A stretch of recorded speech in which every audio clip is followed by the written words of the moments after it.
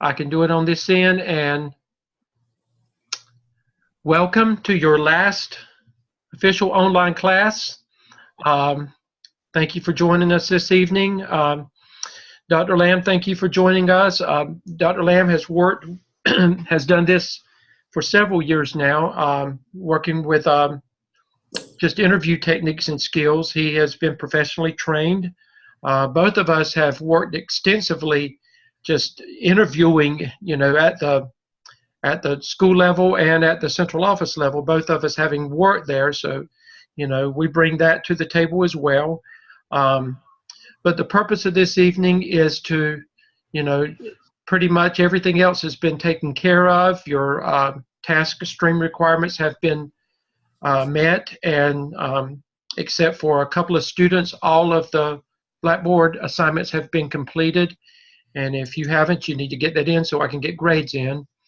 But this evening, the whole purpose is just to talk about interviews and interview techniques. And Dr. Lamb is pretty much going to, he's going to take the wheel.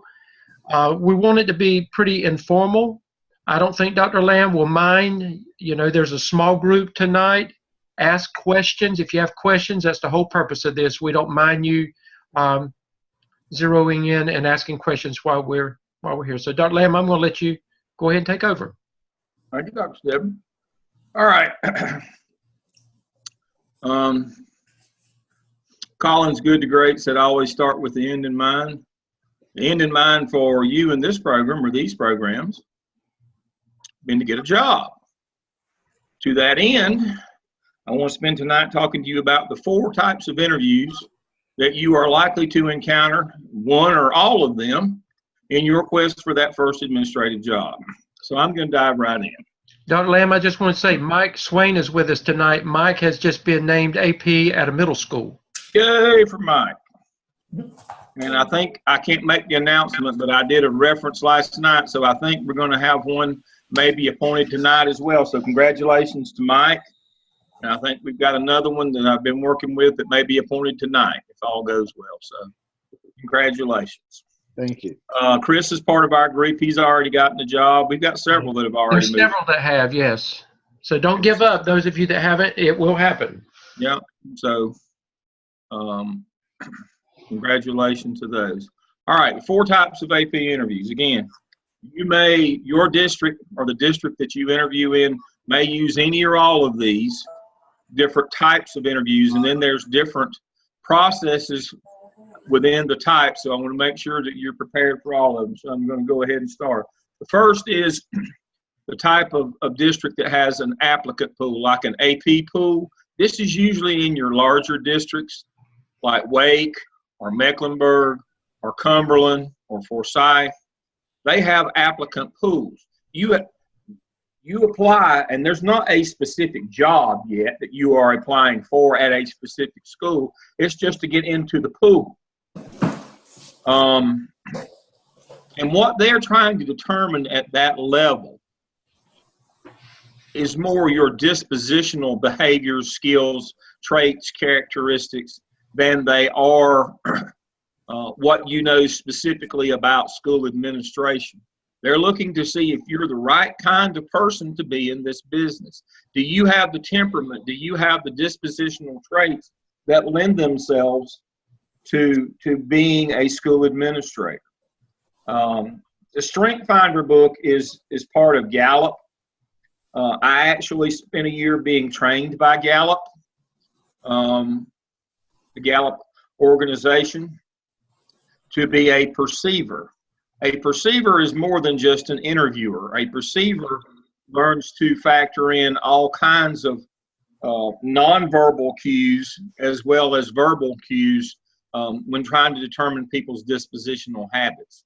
You have done, your side of the table was the Strength Finder book for you to find your strengths.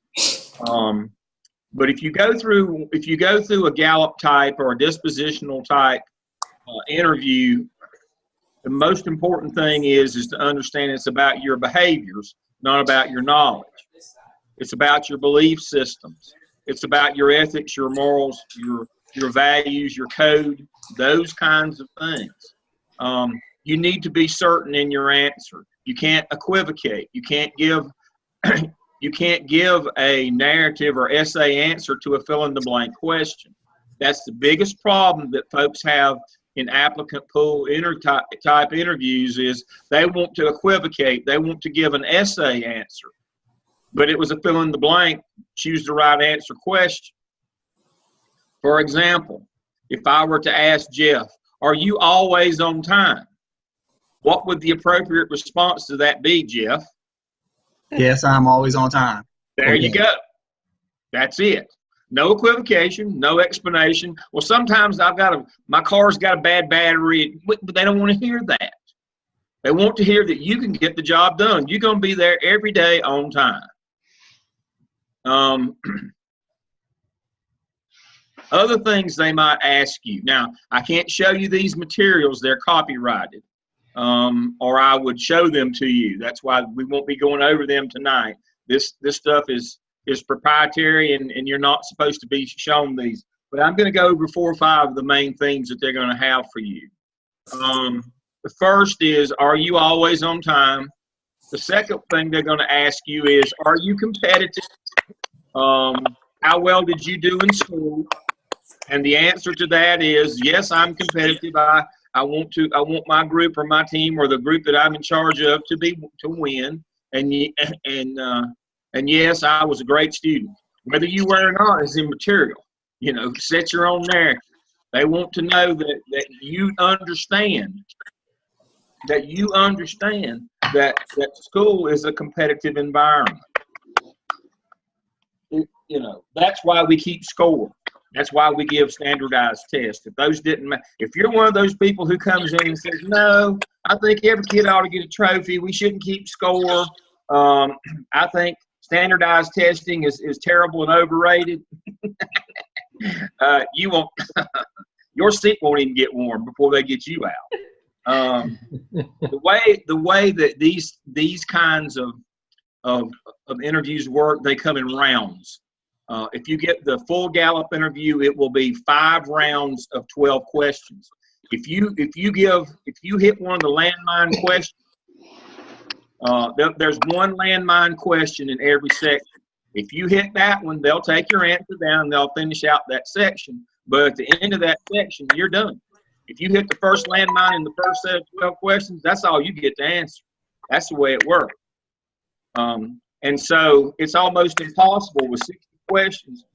You know, if you don't get to answer all 60, it's almost impossible to make 44 or better. If you don't make 44 or better, you don't make the cut. You got to make 44. You got to get 44 out of 60 right, or you don't go any further. And if you hit a landmine question, that puts you out anyway. Another one of the landmine questions they're going to ask you is, and I'm going to ask this one to Annie. Annie, if it paid exactly the same, would you prefer stay in the classroom and teach children or become an administrator and work with adults? If it paid exactly the same. I would become an administrator and work with the adults.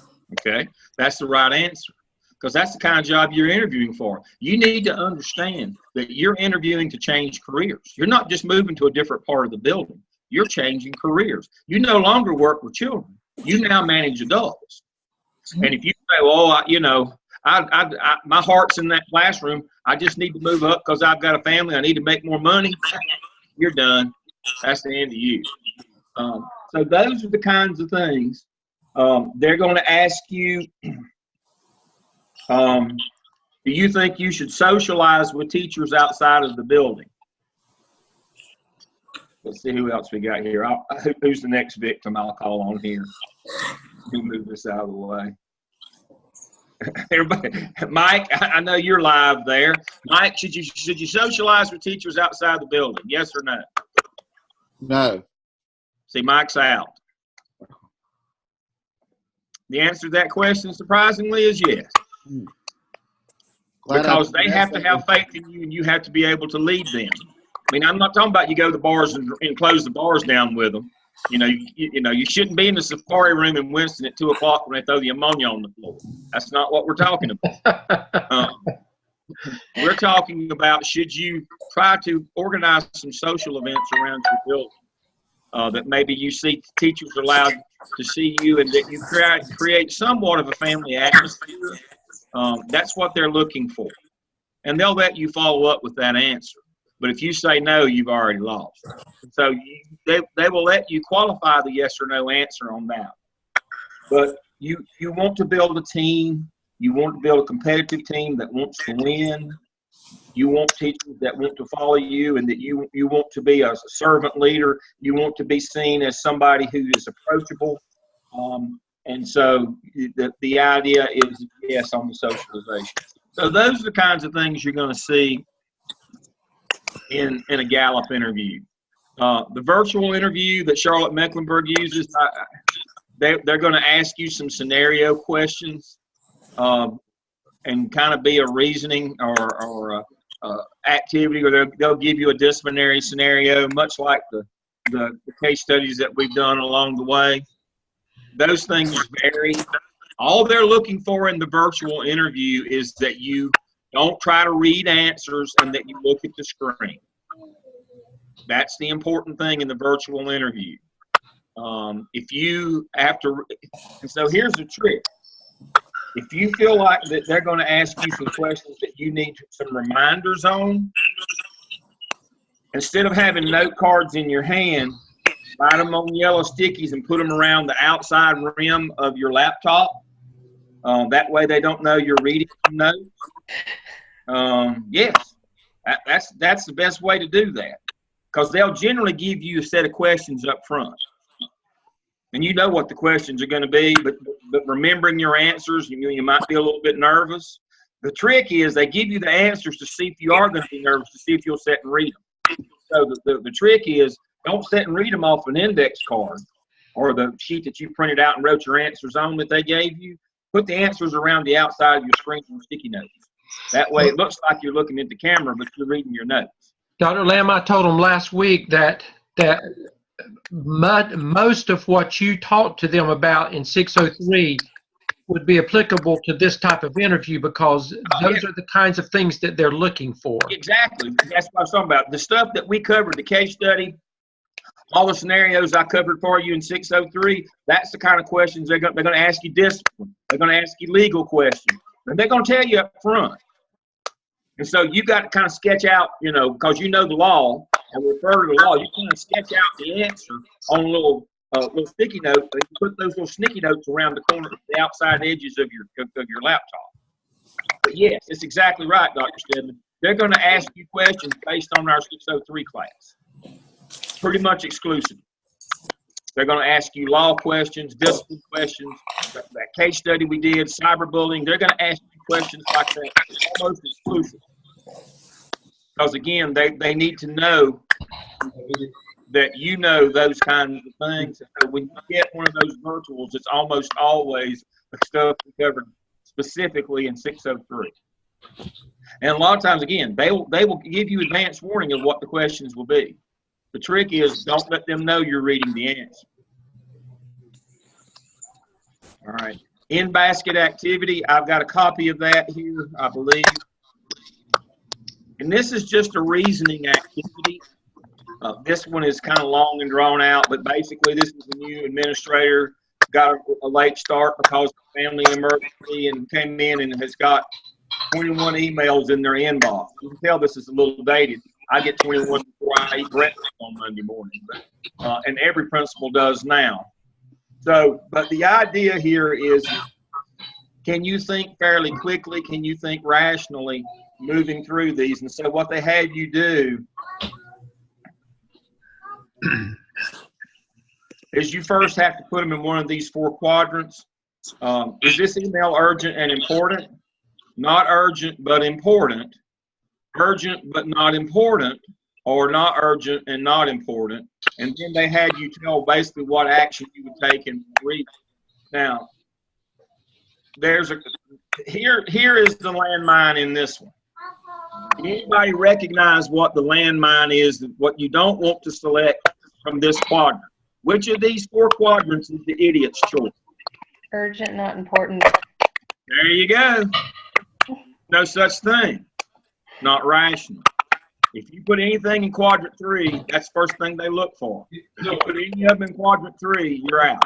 Who got the A+ on that? Who was that? Hey, Catherine. That's Good Catherine. job. Okay. Thank you. No such thing as urgent but not important. It can't. Mutually exclusive. So if you put anything in this box, that's when they get your answers back, first thing they're going to look at is this. If you got 1 and 3, they just throw yours away. It goes in the round pile. If you pass that part of it, then they're going to look here on this one. And here's the landmine question. Now there's another landmine question in this as well. If you get this one wrong, you're done.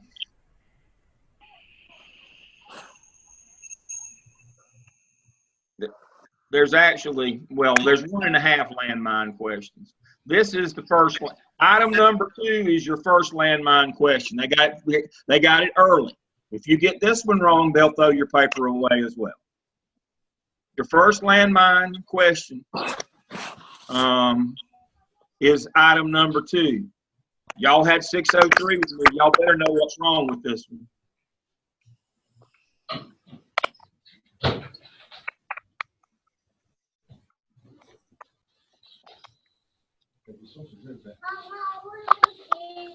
So you shouldn't respond to any newspaper without getting in touch with either your legal department or your higher ups. Public information. Nadine A+. Yay, Nadine. You never speak to the press. Everything goes through public information. What law are they asking you to violate? I covered it last week or week before in 603 about 2/3 of the way through. When we do special ed, we also do FERPA. What's FERPA? Free education. Family. What? Family Education Privacy Act. Can we let kids talk to the media, or can we give media access to children? Oh no, oh no, that's a fireable offense. If you're in the job, FERPA says that we can't do that. What's this man asking you to do? Set up an interview. Some of the teachers and the students. Oh Says I want to no, interview some of the students. oh no, oh no. You notice the news media, when something happens at school, they're always standing out across the street and they try to flag parents down in their cars. And kids can walk across the street off school property and talk to them. Even newspaper reporters can't talk to kids on the school ground. Even they don't even have the First Amendment protection on that one. So if you say, oh yeah, we'll just go ahead and schedule that right now. No. Everything goes through your public information office, and FERPA says that you can't even use pictures with kids' faces in it. If you don't remember FERPA, you better go back and read it. All right, and here is your second. Here's your second one. Item number 9. This is not a fireable offense, but it won't go well for you. And so some districts would disqualify you if you missed this one, according to what your answer really is. And others would if you had something that sounded rude, not let you squeak by. Item number 9.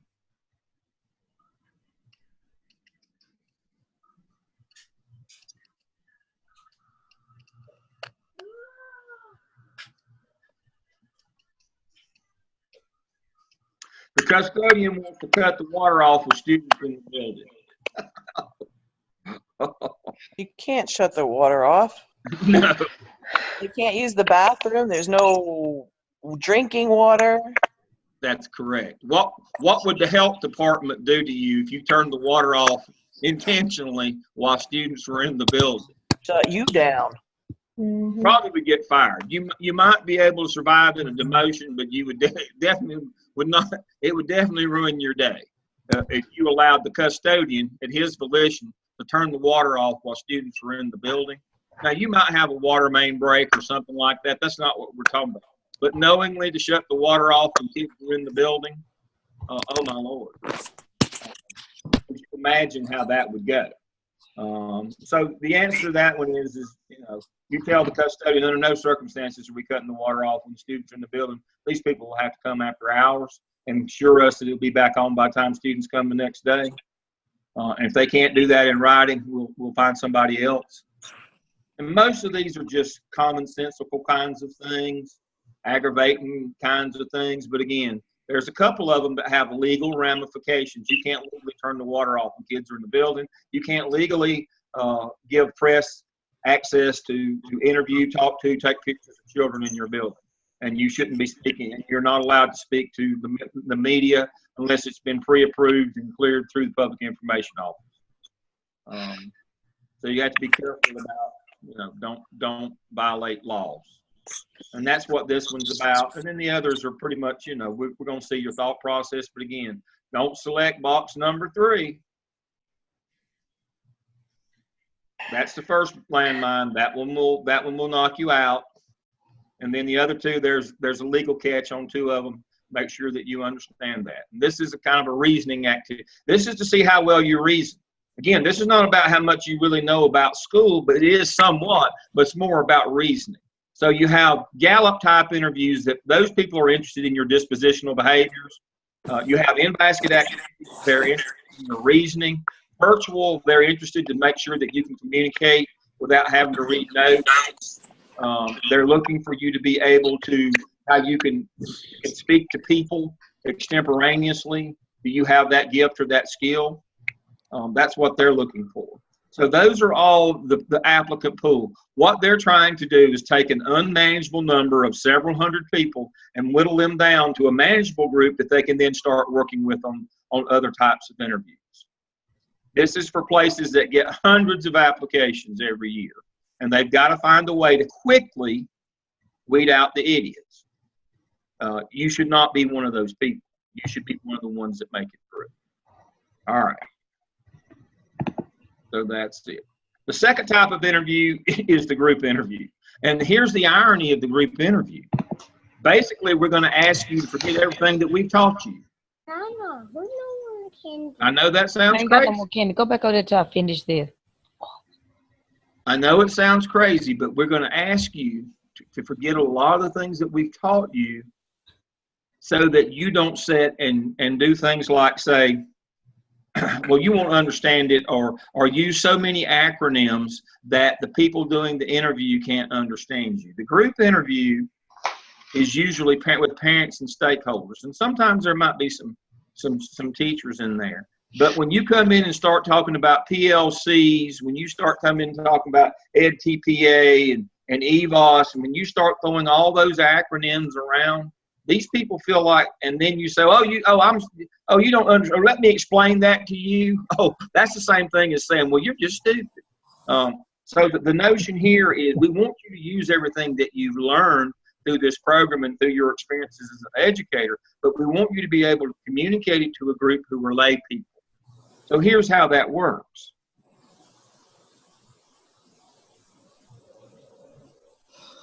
Briefly describe what you perceive as your leadership style. Rather than saying transformational, what you say is these things, which is basically the definition of being a servant transformational leader.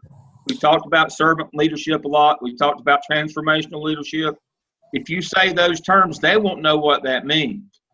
This is what they mean: courteous, respectful, willing to listen, responds in a timely manner, positive, approachable, open to change and new ideas, striving to be impartial with judgment, empathetic, fair, focused on issues, avoids personal conflict, earns respect of parents, teachers, and students for making consistent, appropriate decisions, is child-centered. All those things mean a servant leader, mean a transformational leader, which is a servant leader.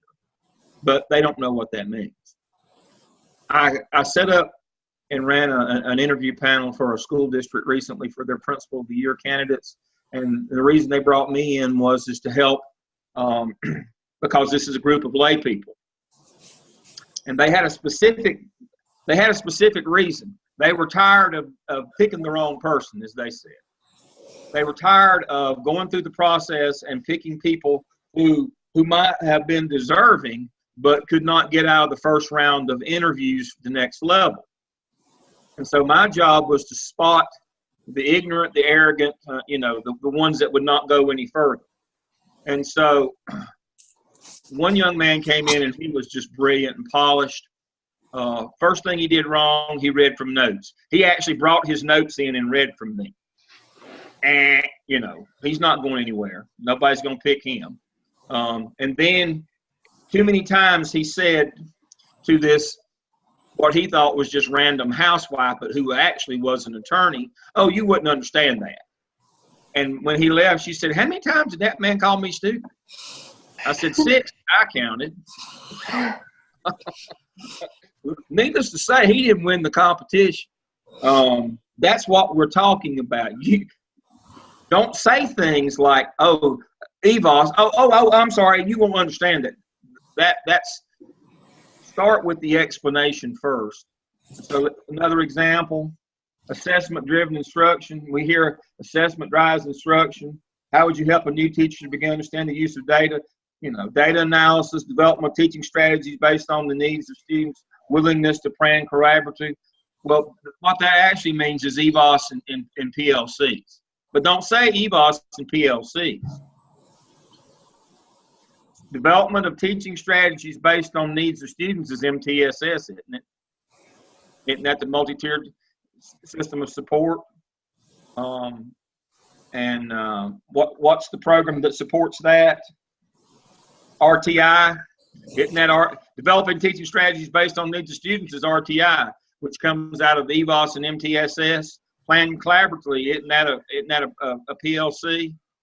Professional learning community. Data analysis, isn't that EVOS? Instead of saying EVOS, MTSS, RTI, or a PLC, say data analysis, development of strategies based on needs of students, willingness to plan collaboratively. The whole idea here is to know your audience. When they introduce these people, make sure you listen so you'll know who they are, so that you can adjust your jargon, your language appropriately. Describe the instructional practices. You can't say Marzano's 9 best practices. They don't know who Marzano is. They don't know what McReal is or the Midwest Consortium. They don't know any of those things that you learned in 601. They don't know any of that stuff. But you can say best practices like cooperative learning and homework. Probably don't want to get into non-linguistic representation. That might be a little over their head. But they understand cooperative learning and homework. They understand questioning and cluing. They understand engaging kids. They understand those kinds of things. And so there's a whole slideshow here. You probably already looked at it. But the whole point is, don't use the jargon that we've taught you or that you learn. Know your audience. When you're doing a group interview, the point of the group interview is not so much your answers, but they'll have a professional in there watching you, and to make sure that you can communicate effectively with lay people, that you don't talk over their head, that you don't insult them, that you don't use so many acronyms that they don't know what in the world you're talking about. So the way you say it in this interview is actually more important than what you say. All right. The principal interview, this is where you get to blow it all out. You get to show off everything you've learned during this program and the years that you've been in the business. You get to do everything that you know. They'll ask you things like your educational background and all these things, what your goals are. The landmine question on this one is 1, 2, 3, 4, 5, 6, 7 questions down. They get a little rhythm going, and you're using your jargon. They know you're impressing them with your knowledge, and the principal knows how smart you are and how much you've learned, and you get to feeling comfortable. And then they just set you up like a big fat goose. They've just set you up, and then they ask you the landmine question number 7. What's your strengths and weaknesses? Uh-oh. Ruh-roh. Trouble. It doesn't have to be. And if you don't remember anything else I told you tonight, I need for you to remember this. You can make this question be an advantage for you if you know how to answer it properly. All right. The proper way to answer this landmine question is all of your strengths need to be dispositional. Write down those two key phrases: strengths, dispositional. What that means is I'm honest, I'm ethical, I'm moral, I'm hardworking, I'm responsible, I'm on time, I'm a fully formed adult. These things won't change. This is who I am. You won't have to worry about my behaviors. You won't have to worry about me being on TMZ in a mugshot, doing something inappropriate. My strengths are all dispositional, which means is they won't change. I'm fully formed. I already have. My weaknesses are based on inexperience, things that I haven't done yet, or I've only had limited experience through my clinical internship doing. Nope. I haven't processed a lot of discipline, but I watched and they let me do a couple, and I understand due process, and I know that we use PBIS, and I'm really good at that, and I understand that I've got to learn immediately how to enter my infractions, my incidents into Power School. I know that I've got to do those things. You know, my weaknesses are just based on inexperience. I'll get better, and I'll go get trained immediately. I know that I can't do teacher observations yet because I've not been trained, but that will be a priority. I will go get trained to do so that I can hold up my end of teacher evaluations. I'll do that immediately. Your strengths are dispositional. They don't change. Your weaknesses are inexperience, and they can change and improve with experience and time and effort and training. I will get those things taken care of. You know that teacher observations are divided among the certified evaluators in the building. If you hire a new person that's not certified to do evaluations, you have to wait. You know, you're one down on people doing the rounds of observations of teachers. And, you know, one of the things that you can say to a principal as a new AP is, I'm going to go get trained right away. Is there training, you know, in the summer before I even get started? Can I go? Just like Jeff. That'd be the first question I'd ask them. Once the board voted me in, you know, what trainings can I go to hit the ground running? Do you have a Power School? I know you've used Power School from the teacher portal. It's completely different from the administrator portal. Do you have Power School training? Do you have McRill or the teacher evaluation instrument? Do you have that training? I'll go get that done on my own time now. We've just hired a new person in the School of Ed. I've arranged things and got some stuff where he can start his Blackboard training yesterday. He doesn't come on contract for 3 more weeks. What is my expectation of him, though? That he's going to do it. That he's going to do Ready? That he's going to be ready to roll when he gets here in 3 weeks. He's going to do Blackboard this week. Guess what I'm going to do with him next week? I'm going to do Taskstream with him next week. And the following week, I'm going to do Zoom and the handbook with him. And so when he shows up, you know, all fat, dumb, and happy on the 3rd week of August to go to work, I expect him to be able to do what? Go to work. I expect him to be able to go to work. And if he can't, I'm not going to be a happy camper. I don't have time. I mean, he's got to teach classes this fall. Ready or not, here they come. That's just like I used to tell teachers on that last work day when teachers were melting down and wetting their pants. They're coming Monday whether you're ready or not. Don't need to worry now. They're showing up. Mamas don't want them anymore. If Mama had to carry them here, piggyback. They're coming Monday. It's happening. No need to worry now. We're ready to go. You either be ready or you know, that's up to you. They're coming though. We can't put the back to school back. Oh, I need another week to get ready. Sorry, not happening. We're starting Monday. I expect you to be wide open on Monday morning, ready to go. I don't need to hear that I wasn't ready. You know, that's not acceptable. Same way with you. If you get hired in the summer and there's some summer left where you could get some of these things done, I don't care if you're getting paid or not. If you want to be successful, you better jump in there and get started. So remember, this is the landmine question number 7. Your strengths are dispositional. They're part of who you are. Your weaknesses are based on inexperience because you haven't done it yet or you've done it in limited amounts, and that can improve time, effort, energy training, that you will improve that. That's the answer to strengths and weaknesses. Don't say things like, I've had people walk in and apply for an AP job at an early start high school that said, I'm not really a morning person. That's my weakness. Well, and you're just stupid. This is an early start high school.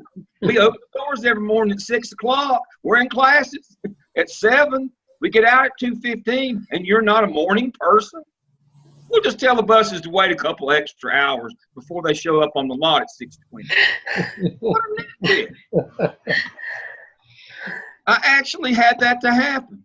I'm not really a morning person. You understand this is an early start high school. We have 3,000 students that show up here every morning, about starting at 6:20, and between 6:20 and 6:55 when the first bell rings, so class starts promptly at 7. We have 3,000 students show up in that 35-minute window, riding 60-something buses and hundreds of cars and all these city buses and all this stuff, and you expect that you don't have to be here during that time, or that you can be awake or in the cafeteria drinking your coffee because you're not a morning person?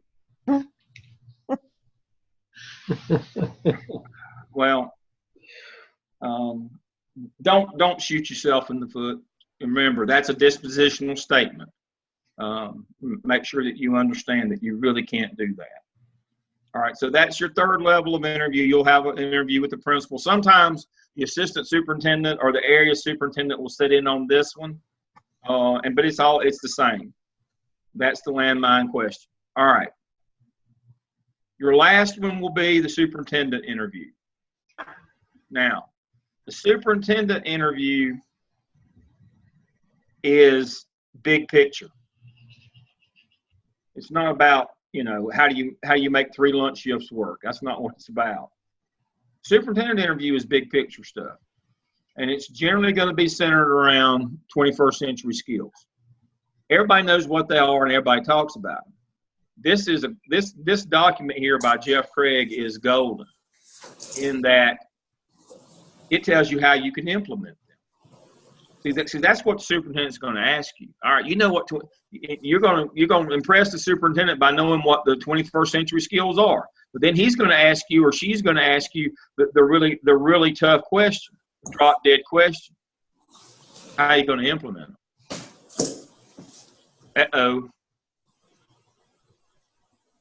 There they are. And you're going to memorize these 6 steps: increasing awareness, assessing your current state, narrowing to manageable number of skills based on what resources you have, planning, implementation, and evaluation and continuous improvement. It's basically the action plan that I've been trying to teach you the whole time that you're in, that graphic organizer type of thing. It's basically an iteration of that. It's a continuous improvement model. That's what that graphic organizer that I've given you for every one of your plans has been. That's a continuous improvement model. That's what this is. Now, you might want to write these on your hand so you can remember. If you have trouble memorizing them, you might want to write them on your hand discreetly so you can read these. So they won't be impressed that you know what 21st century skills are. What will be impressive is that you have a plan for implementing them no matter what circumstance you're in, because you're going to do an assessment of the resources that you have, assess your current state, and then make a decision what you can then narrow them down to a manageable number of skills that you want to work with based on the resources that you have. Because that might be one of the questions I ask you. How are we going to do this when we got no computers in the classroom? Well, you factored that into your action plan. You factored that in. And then they're going to ask you this question, well, what's this student going to look like? Somebody mentioned this fellow named Collins and that bus and hedgehog and, you know, that good to great stuff, starting with the end in mind. Well, at the end of this, what's that, you know, before we get started, what's the end going to look like? And that's when you say, it's going to look like a North Carolina future ready student. North Carolina has already defined for you that if you can implement these 21st century skills, this is what the student will look like if you do that. This is the goal, not a goal. This is the goal in North Carolina. South Carolina is very similar. They've already told you what that student's going to look like. They'll excel in rigorous and relevant core curriculum. And right down the line, they have completely and specifically defined for you what the school's role is, the administration and teacher role is, and what that student will look like. What the leadership will do, what the teachers will do, what the learning environment is going to be, and what the kids will know, what they will have. This is it. This is the Holy Grail. When you go to the superintendent's interview and you wow them with your plan to implement 21st century skills, and they ask you that drop dead question, what's it going to look like? You have the answer. This is the answer to the drop dead question that the superintendent's going to ask you is, what's this all going to look like when we get through? Here is your answer. So those are the 4 types of interviews that you're going to encounter.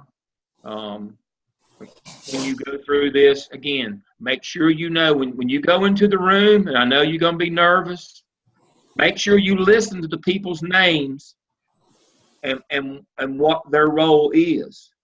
You give a completely different answer to an assistant superintendent than you do, you know, the soccer mom on the group interview.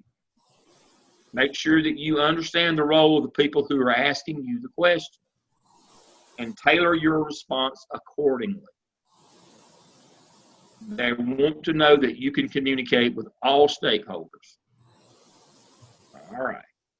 Now, my top 10 things to remember. Dress for success. Dress for the job you want, not the one you have. You see, I'm in short pants and a shirt. See, I'm dressed for the job I want, which is full retirement. I do that every day. Take a 2-page evidence summary that you can leave with your interviewer. This is when you interview with a principal. If you interview with an older principal that came through the program before 2010, and you may have to kind of estimate that. Don't ask them how old they are. You may have to try to estimate that. If you understanding that before 2010, nobody knew what evidence artifacts were. They just took a test at the end called the ISLIC or the NTE national exam, or now the Praxis. South Carolina still does that. They still have to make you take the Praxis anyway, even though you've gone through this. North Carolina now waives the Praxis if you've got your portfolio in. There is no ISLIC. But they may be interested, since they are evaluated on evidence artifacts now. They might be interested to know what you did during, you know, as in terms of your evidence artifact work. I have a copy of one here.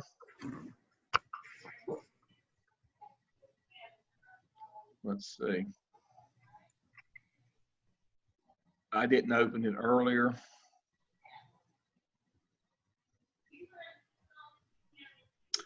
This is one that some of my former students did. Cherryville High School, they gave a brief description, background, and setting, and they went through each of their evidence artifacts and told what they did. 2 pages. Now, if you're not asked, just keep it in your hand. But if you're asked, what is this portfolio that you did? What are these evidence art? What are these artifact things?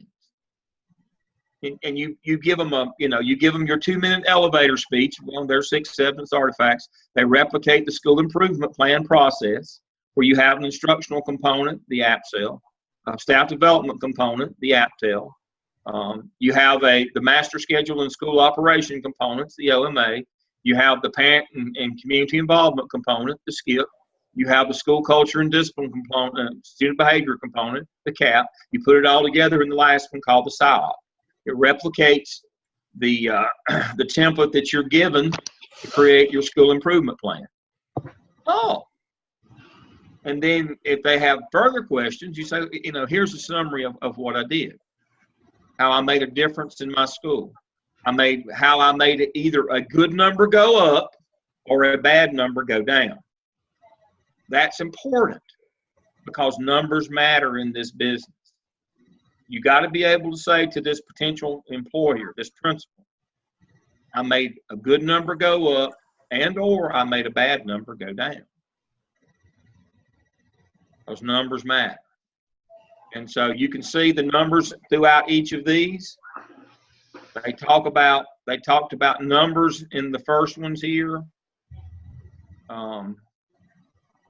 They talked a little bit about money, but they talked most of all about how they had academic success here with their 9th graders as a result of their action plan. They talked numbers. They talked about what kind of staff development they were doing. They had some numbers again when it talked about their SKIP. It talked about how they made sure that they were accommodating federal programs in their master schedule. They talked about reducing how much it costs to do all these wonderful things to help improve the culture of their school. They didn't overdo it on the numbers, but you get a sense that this group knew that outcomes matter. That's what you're trying to convey with your 2-page evidence summary, is that outcomes matter. It's important that a good number go up and the bad number go down. That's what you're kind of trying to convey with your evidence summary. All right.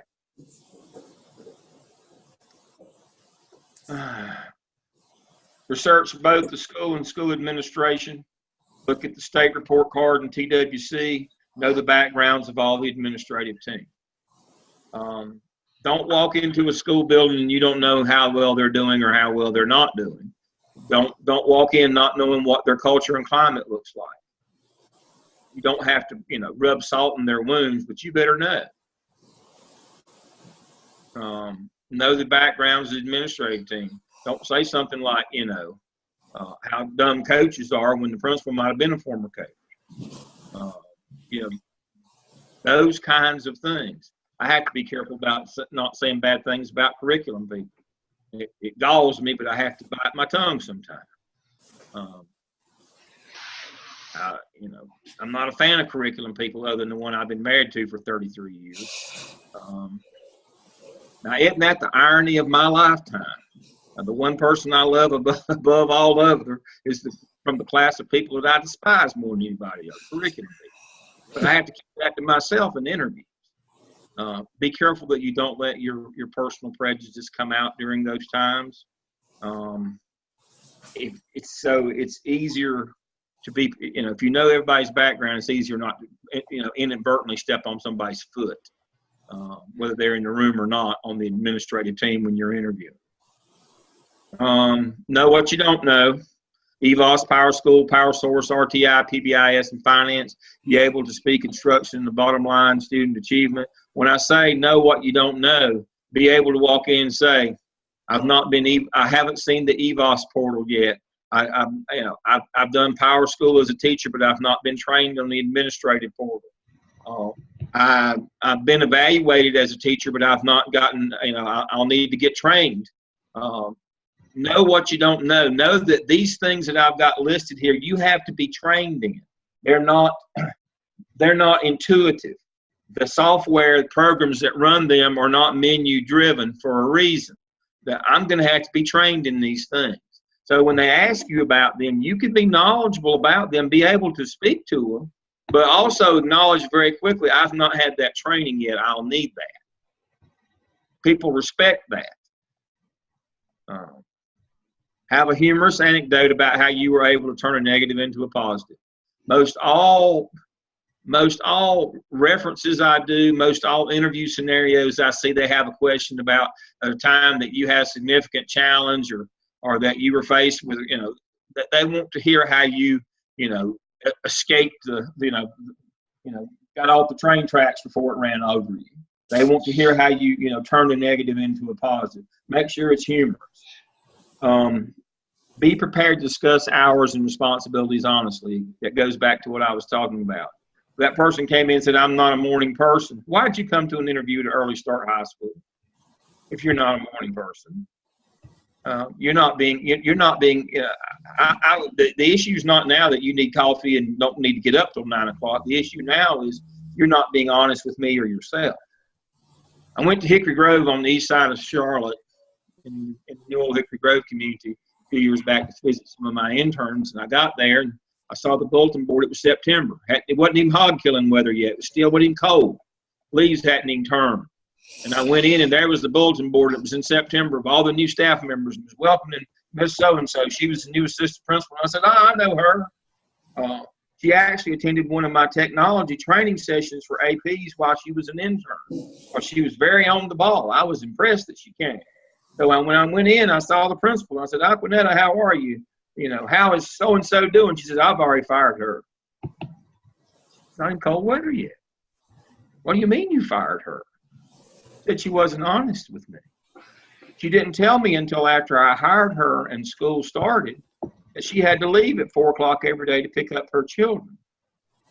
She knew this was a late start school because Hickory Grove has one of the 4 remaining federal Smart Start pre-Ks in North Carolina.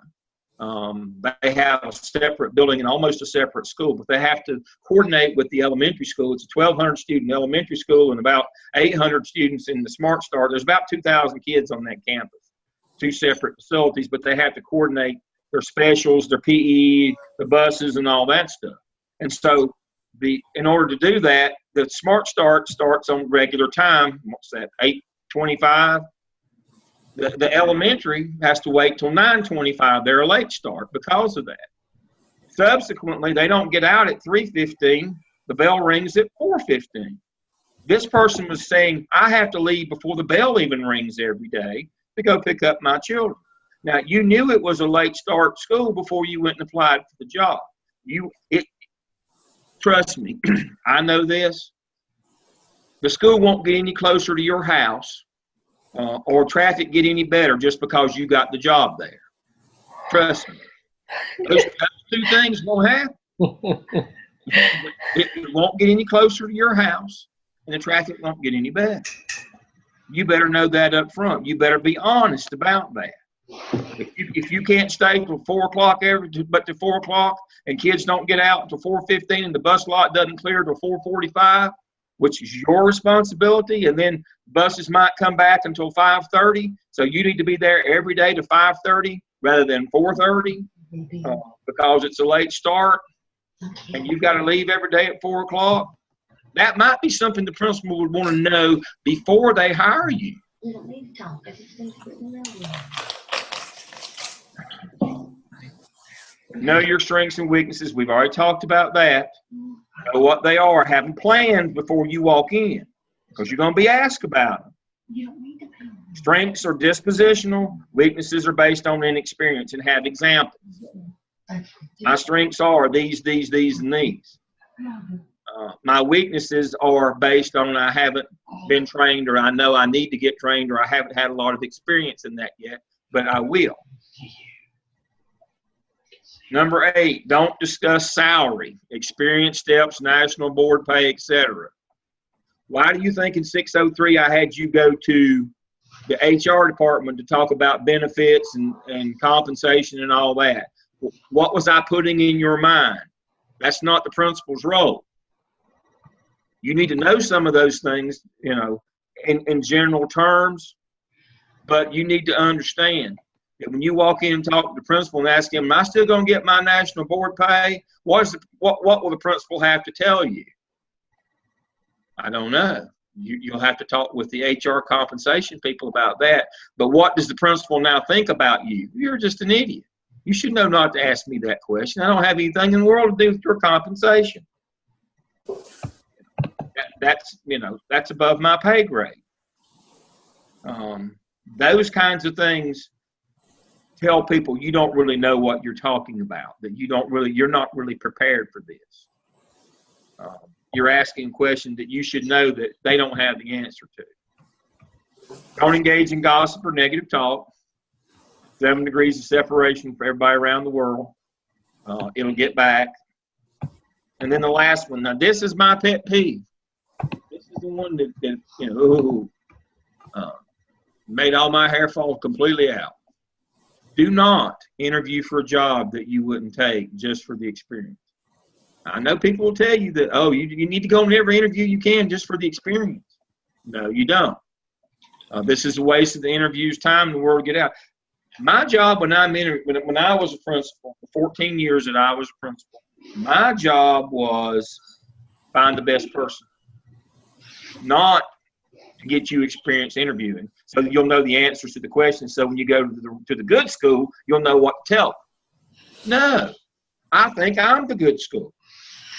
So this notion is no. At the end, would you be interested in this? No, I wouldn't want to work here. It's too far from my house. Well, it didn't get any closer when you came for the interview. Why'd you come?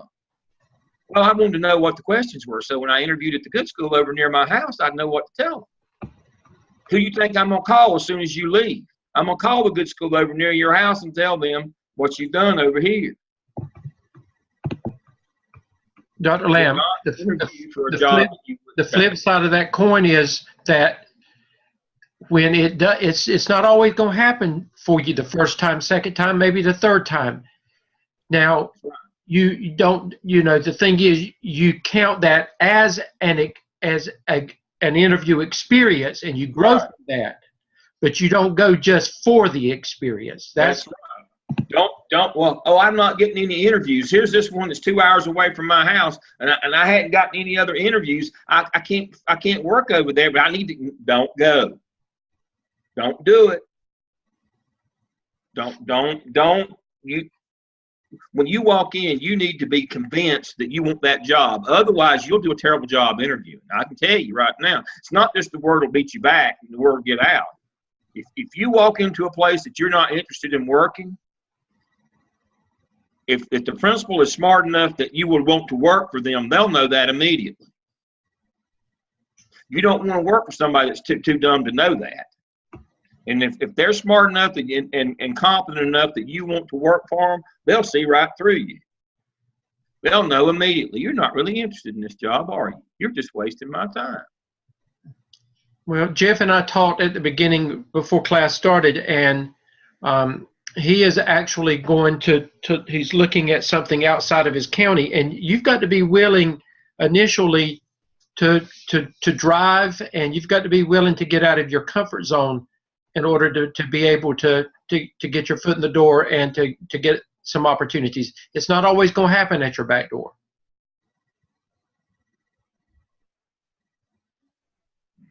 Yeah.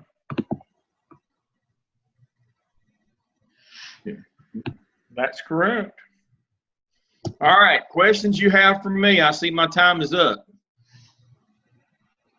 Jeff, you had a question. Dr. Lamb, is it possible for you to send me a letter saying that I completed the program so when I apply for this job outside the county, they can see it? Yes. All right, thank you, sir. I will do it. I'll get to you tonight. Thank I've got another meeting at 8. I'm actually a minute late for already, but I will do it tonight. Yes, sir. Thank you. Okay.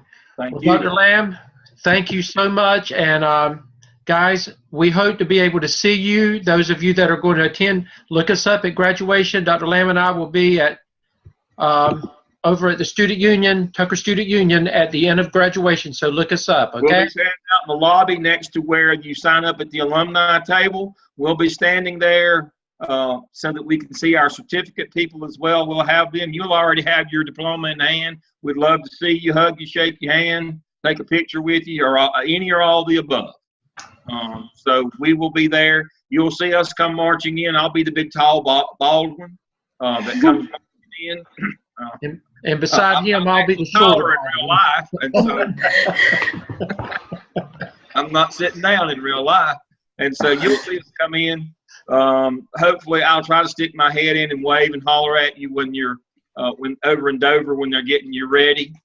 And then we have to go line up, but then we'll see you specifically at Tucker when it's over with. And I'll probably be right there with him. So. Okay. All righty. I've enjoyed it. Y'all been really good group. I've enjoyed working with you.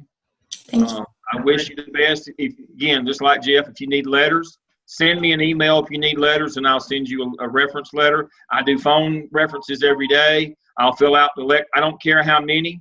We have one student, Tim, I won't give his last name, from Goldsboro. I filled out 100 if I filled out one. He got an AP job, Dr. Lamb. I know. I know. And I'll guarantee you, and I know you filled out just as many as I did. I did. When you got them, I got them.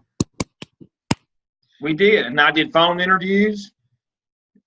That's the reward for us, is that not only that you get through this program, but that you get a job.